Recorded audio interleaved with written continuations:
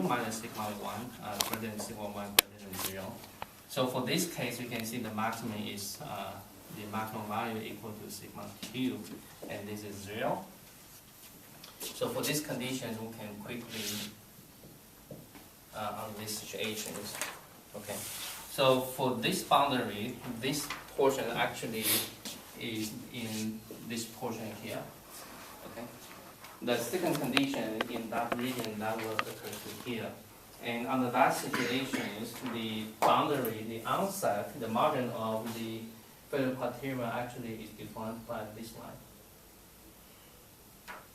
That's a straight line, and parallel to the horizontal axis, the magnitude here is sigma 1.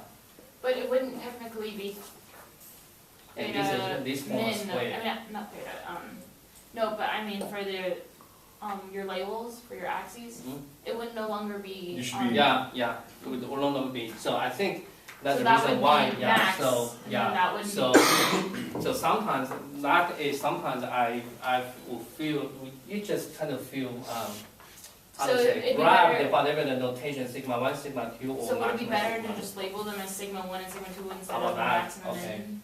Okay, we'll keep that one. Okay, so would that make you happier? Yes. And the third one, so from here you can see my intent is I'm going to go over the quadrant by quadrant and to cover all the possible situations.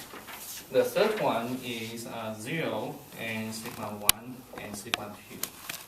So for this case, basically, if again on the other side, this scratch of this more circle, sigma 1, sigma 2 is here, sigma 1 is here. Okay, so, and this is 0. So from here you can see this is our more circle. So here the maximum value you can see, the maximum value will be 0 and the minimum value will be sigma 2. Okay. So under these situations, then we can see calculation maximum minus minimum and greater than or equal to this one. So basically, is sigma 2 is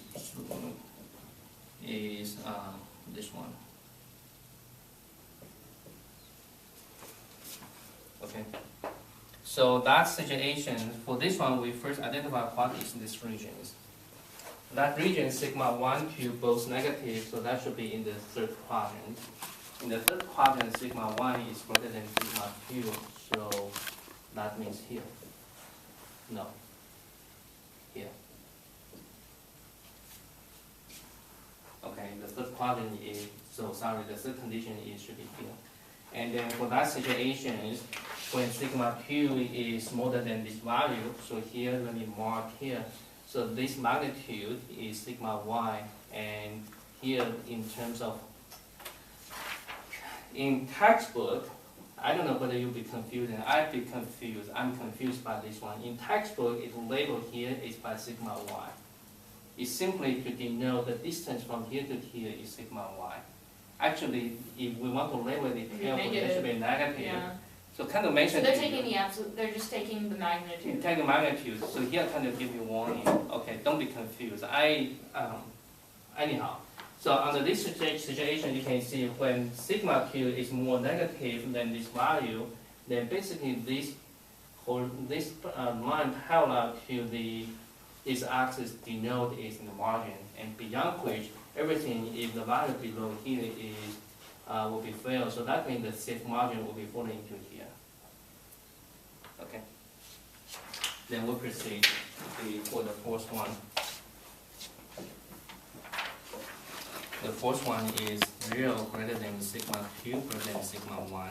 So again, the fourth condition that both are negative, so still in the third quadrant. So under this situation, however you can guess, the fourth condition is in this triangular area.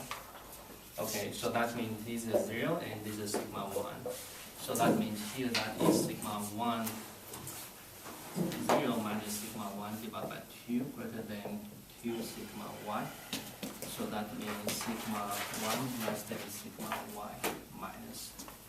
Okay, so again, in our textbook, if you know this location is sigma y, so putting to these conditions, If sigma 1 is more negative than sigma y, that means here that is a vertical line, and that is a margin. If sigma 1 is more negative, fall leftward of this line is unsafe, so that means here denote is a safe regions. Okay. Then we have the 2 and second and the fourth quadrant. And that one is sigma 1 is positive, sigma 2 is negative. So for this one, the Moore circle is like this. Sigma 1 positive, sigma 2 negative, this is 0, doesn't have to be in the middle. So the Moore circle, like this one, so the radius, this one is our tau maximum.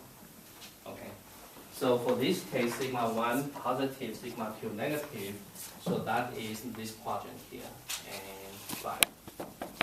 5 will cover the fourth quadrant. Okay, then we plug into here. So the maximum is sigma 1, minimum is sigma 2. So would that be okay? Let me erase this one for more space. So for this case, the maximum minus minimum, and here you have to bear in mind that sigma 2 has been negative in nature, but somehow the negative sign won't appear in the symbol. Okay, so just like we joined the circle there, so that is for failure. For failure, how to pronounce correctly? Failure.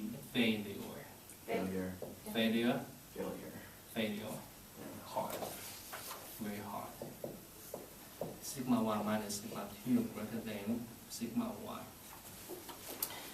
This one, if you draw the straight line first, actually the straight line is this. The straight line, that means with the equal sign. So this straight line actually will become this. You simply connect the 2 points with a straight line. And this one, meaning if the point outside, basically outside the rightward on the right hand side of the straight line is unsafe, so the safe region will be here, inside here. Inside the region is the sigma 1 minus sigma 2 less than or equal to sigma 1. So you can guess the last one. Sigma 2 greater than 0, greater than sigma 1. So this is sigma 2. Sigma 1. So for the last case, basically let me reverse. This is sigma 1, this is sigma 2. Okay? So the same thing here, the sigma 2 minus sigma 1 greater than this one. So basically sigma 2 minus sigma 1 greater than sigma 1. The last equation, if you implement this carefully, basically is this one. Again, the straight line connecting the 2 points, and everything inside the boundary will be safe. So basically here, the whole situation constitutes bounded regions if you, as long as your status of the principal stresses, sigma 1, sigma 2, as long as your status of the principal stresses falling into these regions, then per this criterion is safe. Okay. Just to clarify, so for the criterion, tau max greater than or equal to tau y, that last column, if those criteria are set, are met, then it fails, right? If this will be equal, then we say on the margin of the So like on first part 1 it says sigma 1 is greater than or equal to sigma 2. If that is met, then it fails.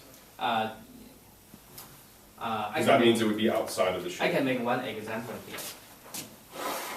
So for example, if we know the sigma y equal to 100 and then by certain calculations, for example, sigma 1 equal to 100 MPa, sigma 2 equal to 0, sigma 3 equal to 0.